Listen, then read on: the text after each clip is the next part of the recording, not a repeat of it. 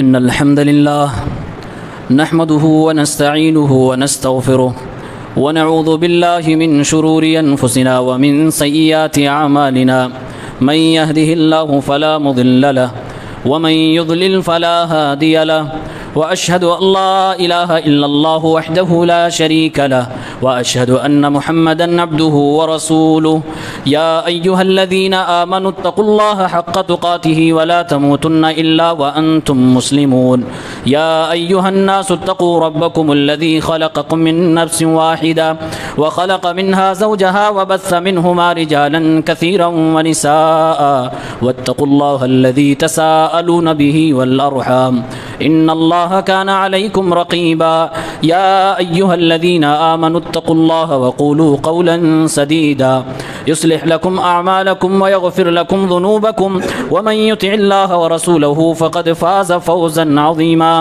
أما بعد فإن خير الحديث كتاب الله وخير الهدي هدي محمد صلى الله عليه وسلم وشر الأمور محدثاتها وكل محدثة بدعة وكل بدعة ضلالة وكل ضلالة في النار أعوذ بالله من الشيطان الرجيم بسم الله الرحمن الرحيم يا أيها الذين آمنوا اتقوا الله وكونوا مع الصادقين. حاضرین جمعہ، اسلامی بھائیوں، نوجوان ساتھیوں، عزیز بچوں، اسلامی تاریخ ماہ رجب سن 9 ہجری میں ایک جنگ ہوئی تھی جس میں ہمارے نبی صلی اللہ علیہ وسلم شریک ہوئے تھے، جس کو غزوہ تبوک کہا جاتا ہے. آج سے تقریباً 1400 سال پہلے یہ لڑائی لڑی گئی تھی. مدینہ سے تبوک تقریباً 650 کلومیٹر ہے، اور اس لڑائی کو لڑنے کے لیے صحابہ کرام پیدل بھی گئے تھے. اسی لیے قرآن میں ساعۃ العسرہ یعنی تنگی اور مصیبت کا وقت، پریشانی کی گھڑی، اس نام سے اس جنگ کو یاد کیا گیا ہے. تاریخ بتلاتی ہے کہ اس وقت سخت گرمی تھی، کھیتیوں میں فصلیں تیار تھیں،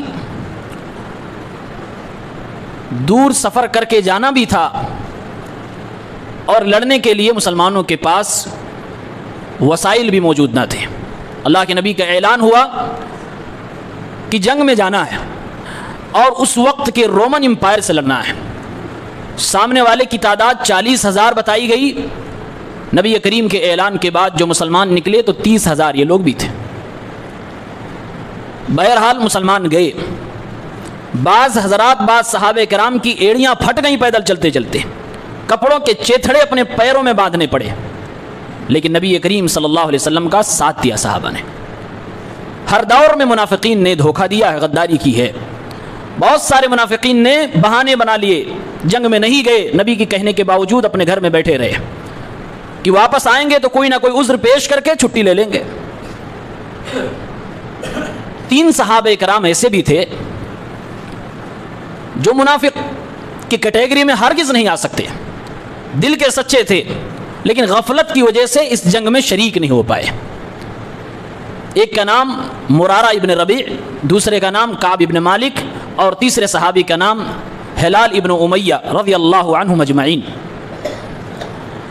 کعب ابن مالک رضی اللہ تعالیٰ عنہ اس جنگ میں پیچھے ہو گئے غفلت کی وجہ سے. اب اپنے اس واقعے کو کہ نبی کریم نے ہمارے ساتھ کیا کیا، مدینے کے لوگوں کا ہمارے ساتھ کیا رویہ ہوا، وہ بیان کرتے ہیں، جس کو امام مسلم رحمہ اللہ نے اپنی کتاب صحیح مسلم کتاب التوبہ باب حدیث توبۃ کعب ابن مالک و صاحبیہ حدیث نمبر 2767 2769 میں موجود ہے، اور یہ حدیث صحیح بخاری، مسند احمد، دیگر حدیث کی کتابوں میں بھی موجود ہے. کعب ابن مالک رضی اللہ عنہ بیان کرتے ہیں، جو انہی 3 میں سے ایک ہیں جو چھوٹ گئے تھے. اللہ کے نبی صلی اللہ علیہ وسلم نے اعلان فرمایا کہ مسلمانوں، تمہاری تباہی کے لیے، تمہاری بربادی کے لیے رومن امپائر پوری تیاری کر چکا، مقابلہ کرنے کے لیے تبوک میں جانا پڑے گا. صحابہ کرام اللہ کے نبی کی آواز پہ لبیک کہتے ہوئے چلے گئے. کعب ابن مالک فرماتے ہیں جس وقت یہ اعلان کیا گیا میری کھیت کی فصلیں تیار تھیں، اس وقت اللہ تعالیٰ نے میرے اوپر بہت ساری نعمتیں نچھاور کر رکھی تھیں. مجھے یہ کانفیڈنس تھا مسلمانوں کو جانے دو، میں پیچھے سے بھی جاؤں گا، ان کو کور کر لوں گا. کہا اسی غفلت میں رک گیا. مسلمان چلے گئے. پھر میں ارادہ کرتا ہوں کہ چلو اب نکلتا ہوں تاکہ اللہ کے نبی کے ساتھ ہو لوں گا، لیکن اللہ نے توفیق شاید نہ دے رکھی تھی، مجھے توفیق نہ ملی. پھر میں غفلت کا شکار ہو گیا، پھر میں رک گیا.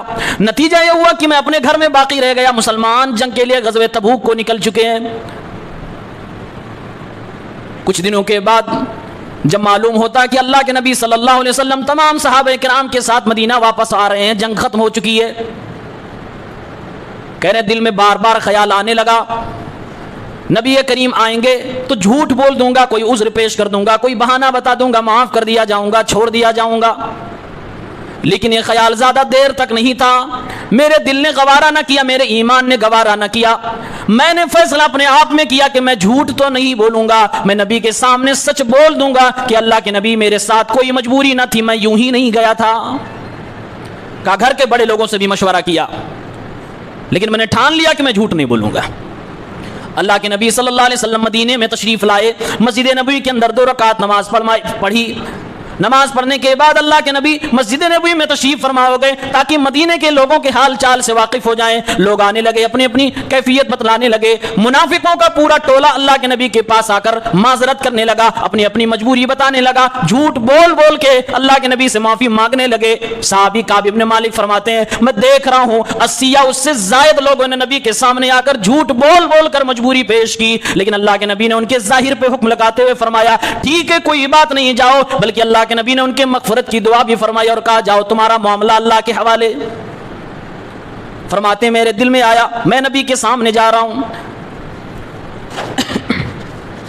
اللہ کے نبی کے سامنے میں جا کر بیٹھ گیا. پیارے پیغمبر میرے بارے میں اچھی طرح سے جانتے تھے.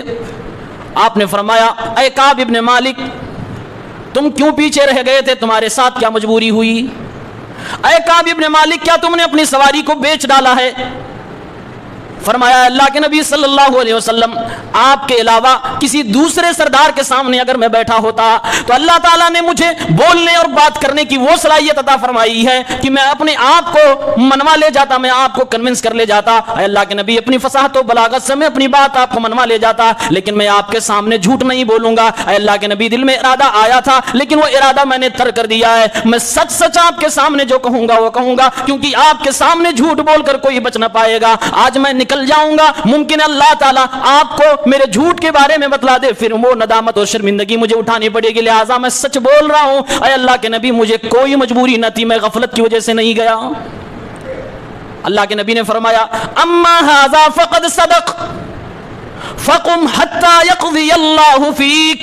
اے میرے صحابہ کرام رہی بات کعب ابن مالک کی تو یہ جھوٹ نہیں بول رہا ہے، اس نے سچ کہا ہے، کوئی مجبوری اس کی نہیں، کوئی عذر اس کا نہیں.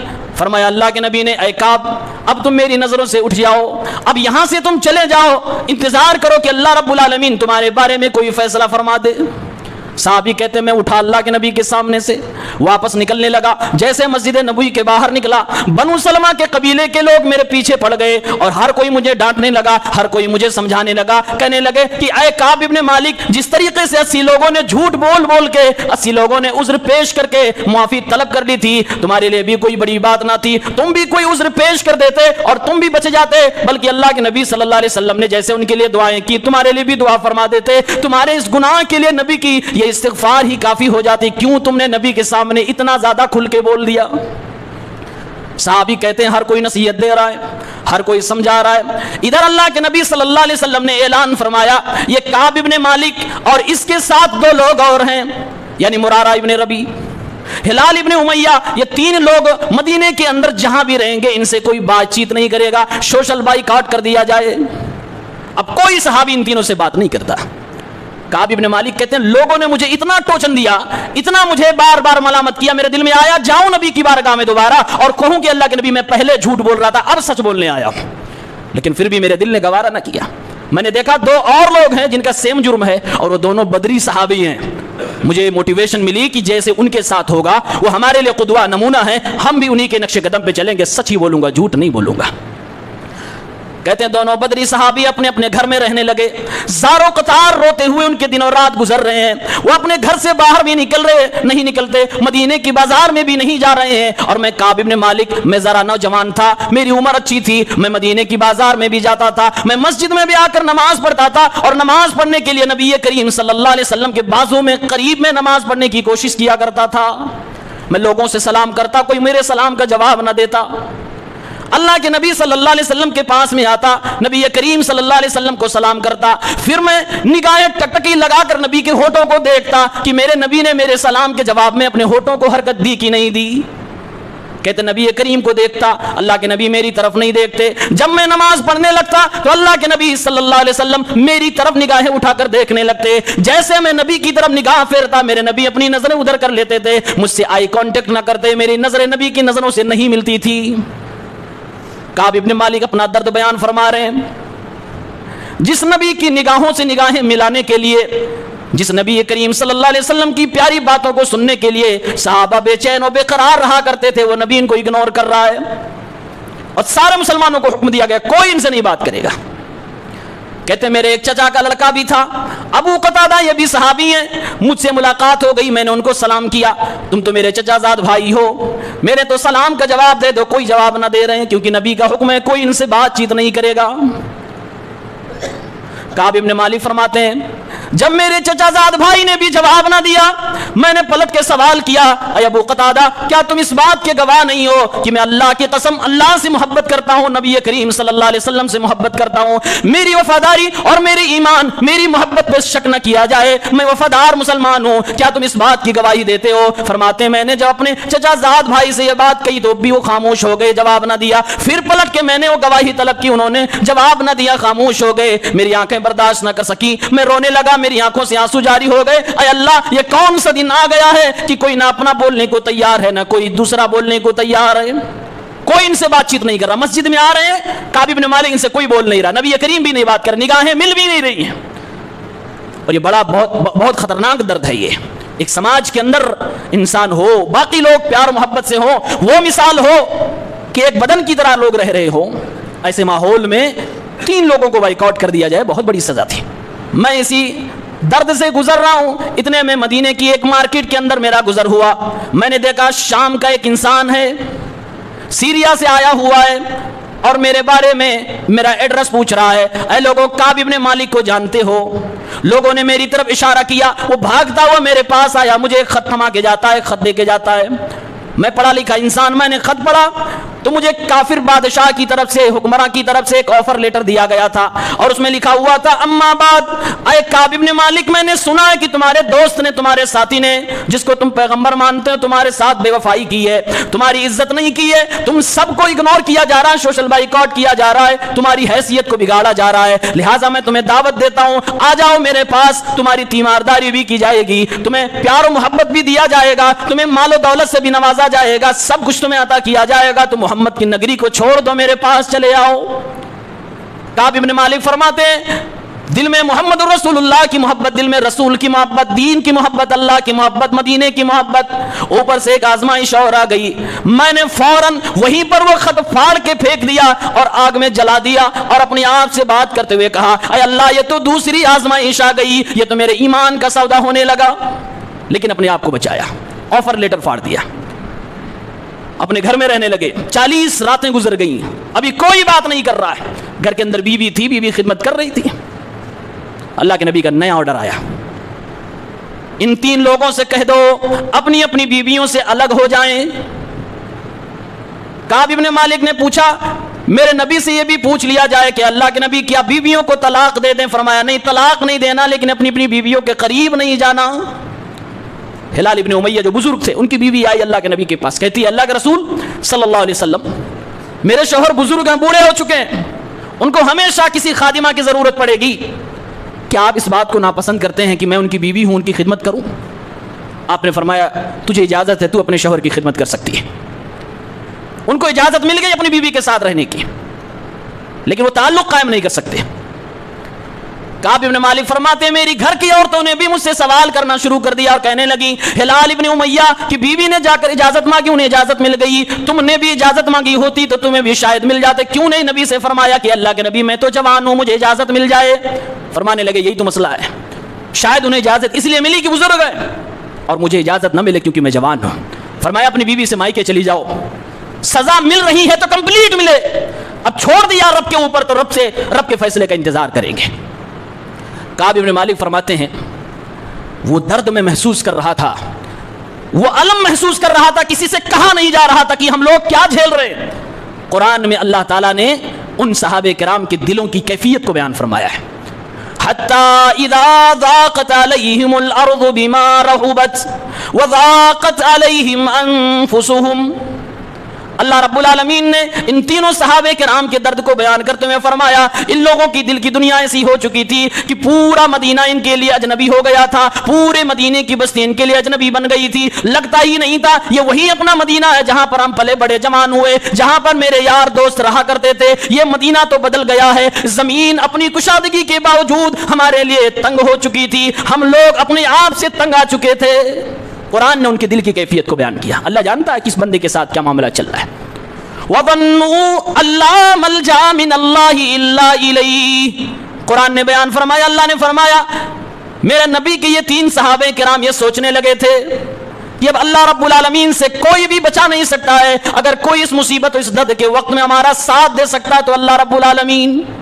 ثم تاب علیہم، اللہ نے ان کو توبے کی توفیق عنایت فرمائی، لیتوبوا، تاکہ اللہ رب العالمین کے قریب آئے، ان اللہ هو التواب الرحیم، اللہ تعالیٰ توبہ قبول کرنے والا رحم کرنے والا۔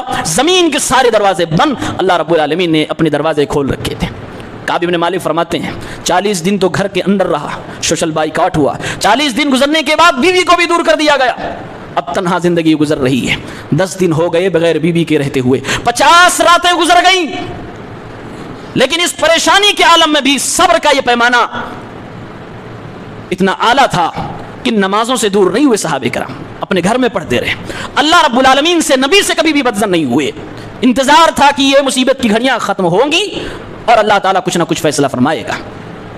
کعب ابن مالک فرماتے ہیں 50ویں رات کی فجر کی اذان دی گئی، میں اپنے گھر کے چھت پہ نماز فجر کی پڑھنے لگا، اپنے گھر کی چھت پہ فجر کی نماز پڑھ رہا ہوں، نماز پڑھنے کے بعد اپنی چھت پہ بیٹھ کر اپنے درد کو محسوس کر رہا ہوں، یا اللہ مدینے والے بات نہیں کرتے، یا اللہ رب العالمین یہ کیا ہمارے ساتھ ہو رہا ہے، مدینے کی بستی ہمیں رہنے لائق نہیں رہی، اے اللہ رب العالمین ہم تو اپنے آپ سے بھی اب تنگ آ چکے ہیں، اللہ رب العالمین سے گفتگو کر رہا ہوں، اپنے آپ سے بات کر رہا ہوں، اپنے گھر کی چھت پہ بیٹھا ہوا ہوں، صبح فجر کا وقت ہے، نماز ختم ہوئی، تھوڑا سا اجالا ہوا، فرماتے ہیں بغل میں ایک پہاڑ تھا جبل صلع، اس پہاڑ کے دامن سے آواز آئی یا کعب ابن مالک ابشر، اے کعب ابن مالک خوشخبری تمہارے لیے، خوش ہو جاؤ مبارک ہو تمہارے لیے۔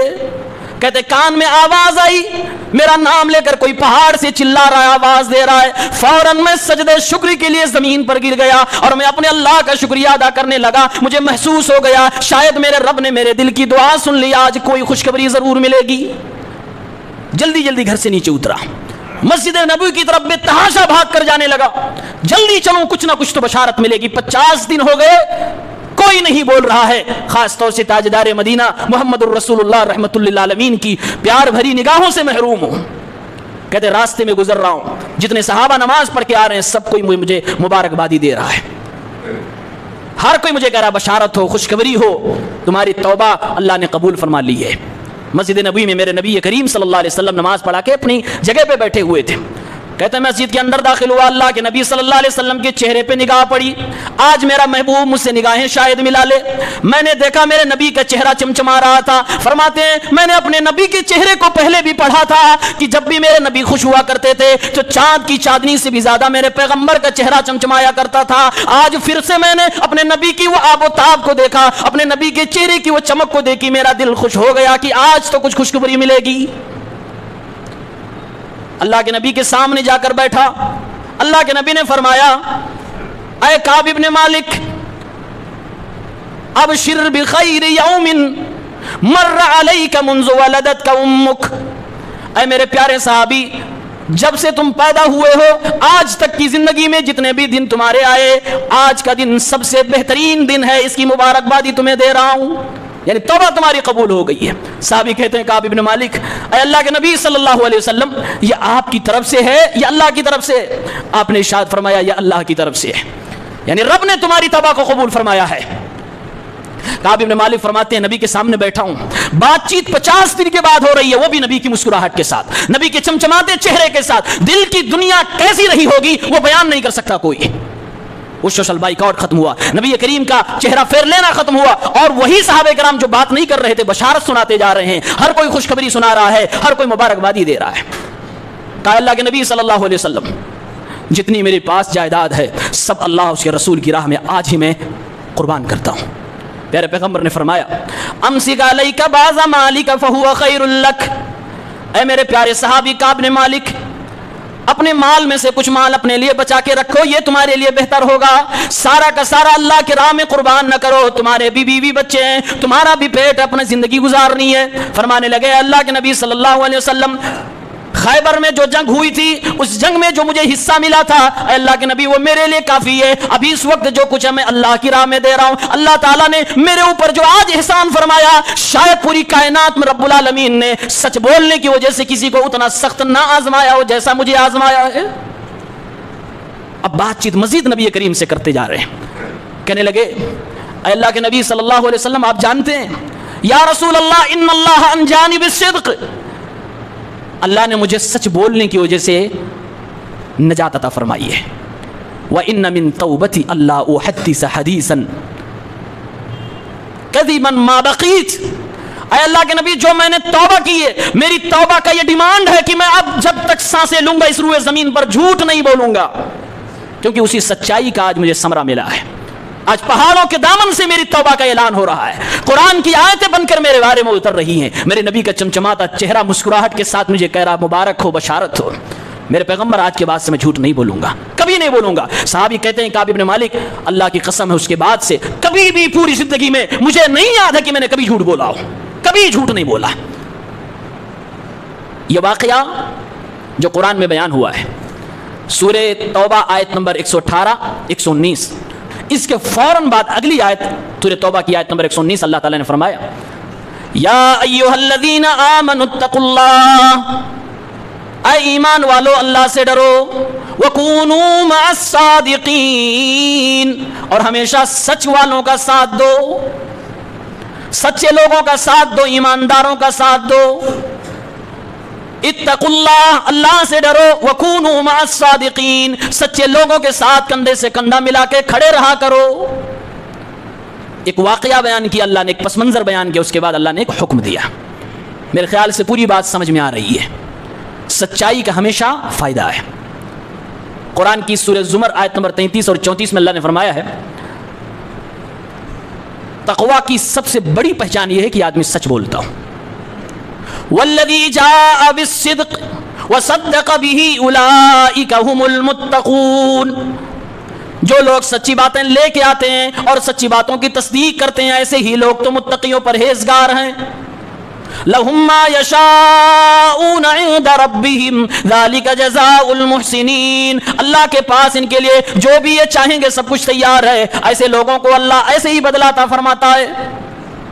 آپ دونوں آیتوں میں غور کریں، سچائی اور تقویٰ دونوں کو اللہ نے ایک ساتھ بیان کیا ہے۔ کوئی انسان کچھ بھی نیکی کر لے اگر وہ جھوٹ بولتا ہے تو متقی نہیں ہو سکتا۔ اور آپ غور کریں گے گناہوں کی جڑ ہے جھوٹ۔ انسان جب اپنے آپ سے جھوٹ بولنا شروع کرتا ہے گناہوں کی دنیا میں وہ اپنا قدم ڈال چکا ہوتا ہے۔ اگر گناہ کتنے ہی گہرائی میں آپ جا چکے ہوں، گناہوں کے دلدل میں دھس چکے ہوں، پھنس چکے ہوں، صرف ایک بات آپ ٹھان لیجئے کہ میں آج سے اپنے آپ سے کسی اور سے جھوٹ نہیں بولوں گا، اللہ کی قسم ہے گناہ آپ کا پیچھا چھوڑ دے گا، آپ گناہوں سے بچ جاؤ گے۔ بس یہی ایک کام کرنا ہے۔ تقویٰ کی روح ہے انسان سچ بولے۔ آج لوگوں کے پاس علم کی کمی نہیں ہے، نالج اور جانکاری کی کمی نہیں ہے، جان بوجھ کر انسان گناہ کر رہا ہوتا ہے، مطلب اپنے آپ سے جھوٹ بول رہا ہے۔ ہمیں معلوم ہے کہ یہ کام کرنے پر اللہ گناہ عطا فرمائے گا، پھر بھی کیے جا رہے ہیں، اپنے آپ سے جھوٹ بول رہے ہیں۔ ہمیں معلوم ہے اس کام کو نہ کرنے کی وجہ سے اللہ تعالیٰ ہمیں گناہ عطا فرمائے گا کیونکہ یہ فرض ہے، پھر بھی نہیں کر رہے ہیں، اس کا مطلب ہم اپنے آپ سے جھوٹ بول رہے ہیں۔ انسان اپنے آپ سے جھوٹ بولتا ہے، وہ سمجھتا ہے کہ میرا کوئی بگاڑ نہیں کر پائے گا، اللہ رب العالمین کو دھوکہ دینے کی کوشش کرتا ہے، انسان اپنے آپ کو دھوکہ دے رہا ہوتا ہے۔ جھوٹ بولنا چھوڑ دیں، جنت کا راستہ آسان ہے۔ اللہ کے نبی کی حدیث ہے، علیکم بالصدق فإن الصدق يهدي إلى البر وإن البر يهدي إلى الجنة۔ اے میری امت کے لوگوں، ہمیشہ سچ سچ بولا کرو، کیونکہ سچائی انسان کو نیکی کا راستہ دکھا دیتی ہے اور نیکی انسان کو جنت کا راستہ دکھا دیتی ہے۔ وما يزال الرجل يصدق ويتحرى الصدق حتى يكتب عند الله صديقا۔ ایک بندہ ہمیشہ سچ بولتا ہے اور سچ چیزوں کو تلاش کرتا رہتا ہے، اللہ تعالیٰ اس انسان کو اپنے یہاں سچا لکھ دیتا ہے۔ وَإِيَّاكُمْ وَالْكَذِبَ، اور اے میری امت کے لوگوں جھوٹ بولنے سے پرہیز کرنا۔ فَإِنَّ الْكَذِبَ يَهْدِي إِلَى الْفُجُورِ، کیونکہ انسان کو جھوٹ برائیوں کی طرف، ناپاکی کی طرف، گندگی کی طرف، گناہوں کی طرف لے کر جاتی ہے۔ وَإِنَّ الْفُجُورَ يَهْدِي إِلَى النَّارِ، اور یہ گندگی، یہ گناہ انسان کو جہنم کا راستہ دکھاتی ہے۔ انسان جب تک جھوٹ بولتا رہتا ہے، ہمیشہ جھوٹی باتوں کی تلاش میں رہتا ہے، اللہ کے یہاں انسان جھوٹا لکھ دیا جاتا ہے۔ پیارے پیغمبر کو حضرت خدیجہ نے کہا تھا کہ اللہ کے نبی آپ کو اللہ برباد نہیں کرے گا، بہت سارے اسباب گنائے، انہی میں سے ایک سبب یہ تھا وَتَصْدُقُ الْحَدِيث، کیونکہ آپ سچے انسان ہیں۔ سچوں کو اللہ تعالیٰ آزماتا ضرور ہے، برباد نہیں کرتا ہے۔ اللہ کے نبی نے فرمایا 6 چیزوں کی ضمانت مجھے دو، جنت کی گارنٹی میں دیتا ہوں۔ پہلی چیز آپ نے فرمایا اصدقوا اذا حدثتم، اے میری امت کے لوگوں جب بھی گفتگو کرو، جب بھی زبان کھولو، سچ بولا کرو، جنت کی ضمانت ہے۔ اذا حدث کذب، باغیوں کی، منافقوں کی پہچان یہ کہ جب بھی بولیں گے جھوٹ بولیں گے۔ ایک بار فجر کی نماز کے بعد میرے نبی بیٹھے ہوئے تھے، آپ نے ارشاد فرمایا کیا میں تمہیں بتاؤں سب سے بڑے بڑے گناہ کون سے ہیں؟ صحابہ نے کہا فرمائیے۔ آپ نے فرمایا الاشراک باللہ، شرک سب سے بڑا گناہ ہے، وعقوق الوالدین، ماں باپ کی نافرمانی کرنا سب سے بڑا گناہ ہے۔ اس کے بعد اللہ کے نبی ابھی تک یہ 2 بات جب آپ بولے تو آپ ٹیک لگا کے بیٹھے، آپ ٹیک سے کھڑے ہو گئے، سیدھے ہو کے بیٹھ گئے، اور آپ نے فرمایا الا وقول الزور الا وشہادت الزور، الا قول الزور وشہادت الزور، الا قول الزور وشہادت الزور۔ صحابی حضرت ابو بکر فرماتے ہیں کہ اللہ کے نبی نے اس کو اتنی بار ریپیٹ کیا، اتنی بار ریپیٹ کیا کہ میرے دل سے یہ آواز آنے لگی کاش میرے نبی اب چپ ہو جاتے تو اچھا ہوتا۔ اس کا مطلب یہ تھا اے میرے صحابہ کرام، شرک کرنا بہت بڑا گناہ ہے، کبیرہ گناہوں میں بھی ٹاپ پہ شرک آتا ہے، اس کے بعد ماں باپ کی نافرمانی آتی ہے، اور یاد رکھنا جھوٹ بولنا اور جھوٹی گواہی دینا یہ بھی کبیرہ گناہوں کے ٹاپ لسٹ میں آتا ہے۔ صحابی کہتے ہیں اتنی بار آپ نے اس کو ریپیٹ کیا تھا، مجھے لگا دل سے آواز آئی کہ کاش میرے نبی اب چپ ہو جاتے تو بہتر ہوتا۔ اللہ کے نبی نے ارشاد فرمایا لا يكلمهم الله يوم القيامة ولا ينظر إليهم ولا يزكيهم ولهم عذاب أليم۔ 4 قسم کے عذاب اس بندے کو دیے جائیں گے جو اپنا مال جھوٹ بول کے بیچتا ہے۔ اللہ کے نبی فرماتے ہیں اللہ تعالیٰ اس بندے سے نہ بات کرے گا، نہ اس کی طرف دیکھے گا، نہ اسے پاک کرے گا، اس کے لیے دردناک عذاب دے گا۔ کون شخص؟ المنفق صلتہ بالحدیث بالحلف الکاذب، جو انسان اپنا مال جھوٹی قسمیں کھا کھا کے بیچتا ہو، قیامت کے دن اللہ تعالیٰ یہ 4 سزائیں اسے دے گا۔ اللہ کے نبی فرماتے ہیں صلی اللہ علیہ وسلم فَإِن صَدَقَا وَبَيَّنَا بُورِكَ لَهُمَا فِي بَيْعِهِمَا، جو بزنس مین، جو تجارت کرنے والا جب کسی سے ایگریمنٹ کرے اور اس میں سچائی سے ایگریمنٹ کرے، واضح کر کے اپنے ساری چیزوں کو بیان کرے، ایک ایک چیز کو کھول کھول کر اس میں بیان کرے، کسی طرح کا کوئی غبن نہ ہو، کسی طرح کا کوئی دھوکہ نہ ہو، بُورِكَ لَهُمَا فِي بَيْعِهِمَا، تو اللہ تعالیٰ دونوں کے کاروبار میں برکتیں عطا فرماتا ہے۔ وَإِن كَذَبَا وَكَتَمَا، اور جب دونوں جھوٹ بول رہے ہوتے ہیں اور اپنے سامان کے عیب کو چھپا رہے ہوتے ہیں، مُحِقَتْ برکت بَيْعِهِمَا، تو اللہ تعالیٰ ان کے کاروبار کی برکت کو چھین لیتا ہے۔ اللہ کے نبی فرماتے ہیں وَيْلٌ لِلَّذِي يُحَدِّثُ بِالْحَدِيثِ لِيُزْهِقَ الْقَوْمَ فَيَكْذِبْ وَيْلٌ لَهُ وَيْلٌ لَهُ، بربادی ہے اس امتی کے لیے جب گفتگو کرے تو جھوٹی بات بولے تاکہ لوگوں کو انٹرٹینمنٹ کر سکے، تاکہ لوگوں کو ہنسائے، لوگوں کو ہنسانے کے لیے بھی جو جھوٹ بولے، میرے نبی فرماتے ہیں وَيْلٌ لَهُ وَيْلٌ لَهُ، اس کے لیے بربادی ہے، ہلاکت ہے، جہنم کی ایک وادی ہے۔ یعنی ہنسانے کے لیے بھی جھوٹ نہیں بول سکتے۔ پیغمبر فرماتے ہیں انا زعیم فی ربض الجنہ लिमन तरकल मिराअ व इन कान मुहिक्का, मैं अपने उस उम्मती को जन्नत के अंदर एक घर की जमानत देता हूं जो अपना हक होने के बावजूद लड़ाई झगड़े से परहेज करे। वबिबैतिन फी वसतिल जन्नती लिमन तरकल कज़िबा व इन कान माज़िहा, और अपने उस उम्मती को जन्नत के मिडिल में एक घर की जमानत देता हूं जो झूठ को छोड़ दे, गरचे लोगों को इंटरटेनमेंट के लिए बोल रहा हो, लोगों को हंसाने के लिए बोल रहा हो, फिर भी छोड़ दे। आज लोग हंसाने के लिए झूठ बोलने को जरूरी समझते हैं। अल्लाह के नबी फरमाते हैं हंसाने के लिए झूठ बोलना अगर इंसान छोड़ दे, जन्नत के मिडिल में एक घर की मैं जमानत देता हूं। और फरमाया जन्नत के आला हिस्से में एक घर की जमानत देता हूं लिमन हसना खुलुकुहु, जिसके अखलाक बेहतर हो।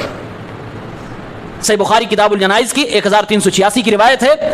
अल्लाह के नबी फरमाते हैं एक बार 2 फरिश्ते मुझको लेकर जाते हैं, मैं एक जगह पे पहुंचता हूं, मैंने देखा एक शख्स बैठा हुआ है, उसके दाएं बाएं 2 फरिश्ते लगे हुए हैं और उसके इधर से जबड़े में कुछ चीज एक महमीज डालते हैं और यूं फाड़ते हुए पीछे गुद्दी तक ले जाते हैं, फिर उसके बाद दूसरा इधर से डालता और फाड़ते हुए गुद्दी तक ले जाता है। प्यारे पैगंबर फरमाते हैं ये मरहला पूरा होता है, उसके बाद दोबारा उसके मुंह सही हो जाते हैं, फिर से वही सजा दी जाती है, लगातार ये क़यामत तक उस बंदे को सजा दी जाएगी। मैंने पूछा ये क्या माजरा है, क्या गुनाह इसका है? फरमाया गया अल्लाह के नबी सल्लल्लाहु अलैहि वसल्लम अम्मा हादर रजुलु फयग़दु मिन बैतिही फयकज़िब व तबलुगुल आफाक, ये बंदा जिसको सजा मिल रही है, उसकी बाछों को चीरा जा रहा है, उसके गाल को फाड़ा जा रहा है। अल्लाह के नबी ये वो इंसान है सुबह सुबह अपने घर से निकलता था, घर से निकलने के बाद झूठ बोलना शुरू कर देता, झूठ बोलेगा लोगों की जिंदगी में, अपने ऑफिस में, अपने घर के अंदर, अपनी दुकान में, अपने मकान में, अपने घर के अंदर। अल्लाह के नबी ये झूठ ऐसा बोलता था, सोशल मीडिया पे झूठ बोला जा रहा है। अल्लाह के नबी झूठ बोलकर अपने झूठ को भी वायरल करने की कोशिश करता था,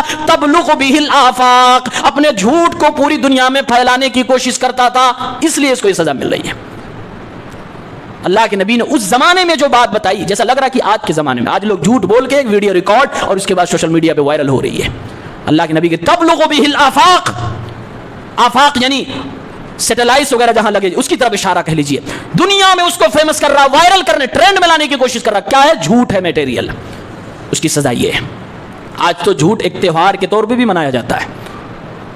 अप्रैल फूल आप सब जानते होंगे, पिछले महीने में गुजरा।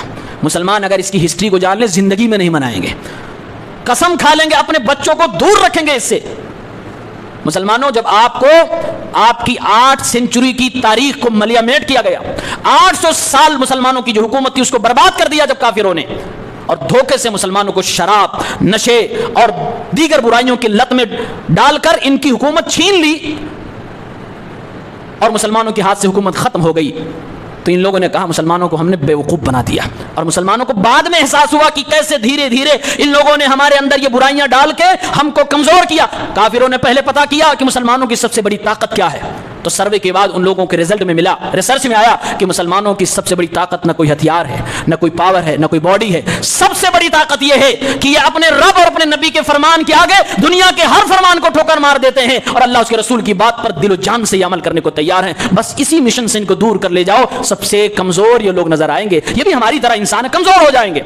उन लोगों ने कहा अच्छा ये बात है, फिर धीरे धीरे बुराइयां इनके अंदर, इनकी तहजीब, सकाफत, कल्चर में डाली गई और मुसलमान बर्बाद होते गए, नौजवान बर्बाद होते गए, 800 साल हुकूमत करने वाली नस्ल बर्बाद हो गई। और फिर जब एहसास हुआ मुसलमानों को हम ठग लिए गए, हमारे साथ धोखा हुआ, हम बेवकूफ बन गए, उसी का नाम अप्रैल फूल बन गया। मुसलमान अपनी बर्बादी का जश्न मना रहा होता है जब वो अप्रैल फूल मनाता है। लिहाजा मुसलमानों झूठ का भी कोई त्यौहार होता है, यह झूठ का त्यौहार है, झूठ का त्यौहार मनाया जा रहा है। अल्लाह ताला हम सबको बचाए। पैगाम यह है कि इंसान झूठ बोलना बंद करे, गुनाहों से बच जाएगा, हर बुराई से बच जाएगा। अपने आप से न झूठ बोले, दूसरों से झूठ बोलना बड़ा आसान है, और अपने आप से झूठ बोलने से इंसान अपने ही नफ्स का लात घूसा खाता है, अंदर से बेचैनी पैदा होती है, इंसान बेसुकून हो जाता है, जिंदगी का सुकून खत्म हो जाएगा जिस दिन इंसान ने अपने आप से झूठ बोलना शुरू किया। इसीलिए मेरे नबी से पूछा गया, ऐ पैगंबर बताइए गुनाह की पहचान क्या है, कैसे पता चलेगा कि यह काम मैं जो कर रहा हूं गुनाह है कि सही है? अल्लाह के नबी ने एक ऐसी अलामत बताई जिस अलामत को अगर इंसान पहचान जाए तो आसानी से कह सकता कि ये चीज़ गुनाह है, ये चीज़ सवाब है। आपने फरमाया अल इस्मु मा हका फी सदरिक व करिहता अन यत्तलि अलैहि अन्नास, गुनाह वो है कि जो तेरे दिल में खटक रहा हो और तेरे दिल से आवाज़ आ रही हो, काश कि इसको कोई जान ना पाता तो ठीक था, یہ سیکرٹ رہتا, یہ چھپا ہوا رہتا. یہ گناہ کی پہچان میرے نبی نے بتائی ہے, اور یہ گناہ کی پہچان ایسی پہچان ہے جو ہر انسان محسوس کرتا ہے. بس فرق یہ ہے کہ زندہ دل لوگ محسوس کر کے بیک ہو جاتے ہیں, اپنے آپ پہ کنٹرول کر لیتے ہیں, اور مردہ دل لوگ اسی ہوا میں, اسی رہ میں, اسی دلدل میں پھنستے چلے جاتے ہیں. اللہ تعالی ہم سب کو گناہوں سے بچائے. گناہوں کے سب سے عظیم گناہ شرک, ماں باپ کی نافرمانی اور جھوٹ, جھوٹی گواہی, ان سب چیزوں سے اللہ محفوظ فرمائے. اللہ تعالی ہم سب کو سچائی پسند بنائے اور ہمیشہ سچ کا ساتھ دینے والا بنائے. سچائی جس طرف ہو اسی طرف ہمیں اور آپ کو جانا چاہیے. یہ وقت کا تقاضا ہے, یہ ہماری اور آپ کی ذمہ داری ہے. آپ اس سب کا, اپنے اس حق کا بھی استعمال کریں, سچ کا ساتھ دیں. اللہ تعالی ہم سب کی حفاظت فرمائے. آمین.